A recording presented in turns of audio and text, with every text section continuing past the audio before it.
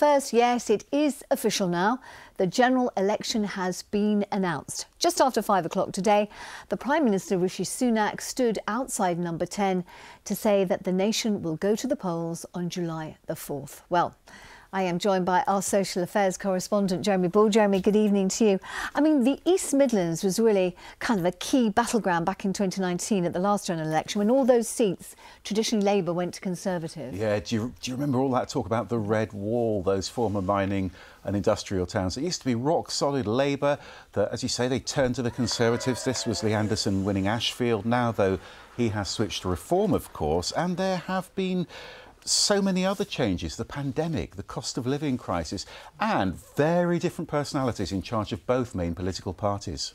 I mean, obviously many issues are going to be talked about over the next few weeks, but you mentioned their cost of living, and there's also going to be the NHS. And then there's immigration, something that you've actually been looking at today. Yeah, I think, first of all, we can expect to hear a lot of talk about small boats, illegal immigration. But remember, far more people come to this country legally, so that is likely to be a big election issue too. And we're talking about workers, first of all, who feel skills gaps on farms, in care homes, in hospitals. But there's also a big debate about overseas students. How long should they be allowed to stay here? And are our university towns becoming simply far too dependent on them? And I've been listening to both sides of that argument. Recruiting students from around the world, this is a promotional video for the University of Leicester. It's big business. International students often pay much higher course fees, but local unis like Nottingham Trent are still a popular destination. I've got to mingle with different people and I got to learn of different cultures. It has a better psychology course compared to India, and it has more opportunities. What are you giving to Nottingham? Warehouse work. I've been working, at least I'm giving them something.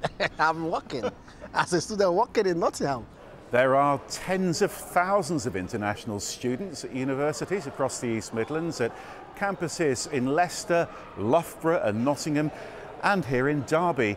And at a time when universities are under huge financial pressure, that's helping them stay afloat. But there are competing pressures on housing and services, and a 2-year graduate visa means overseas students can stay and work here after their uni courses end. The MP for Harbour has co-authored a report calling for those graduate visas to be scrapped. If you can't sell your course in higher education without the government bundling with it a permit to come and work in the UK on low wages, well, we've got to ask the question, why can't you sell that to people? What needs to change? What we should not be doing is effectively selling visas, creating a massive loophole into the kind of very low wage, sub-minimum wage work of exactly the kind of that politicians have promised that they will try and weed out. But now a review for the government's recommended keeping graduate visas.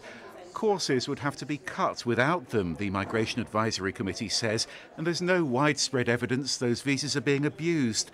And universities and business leaders say scrapping the visas would be hugely damaging. We've got examples going into really important high-tech jobs or in the NHS workforce, gaps that wouldn't be filled by other people in the region. They contribute nearly £167 million to the city and the region. That is significant. Recent changes already mean fewer overseas students can bring families here. That's bound to reduce the immigration figures. But our universities say, at what cost? Jeremy Ball, BBC East Midlands Today.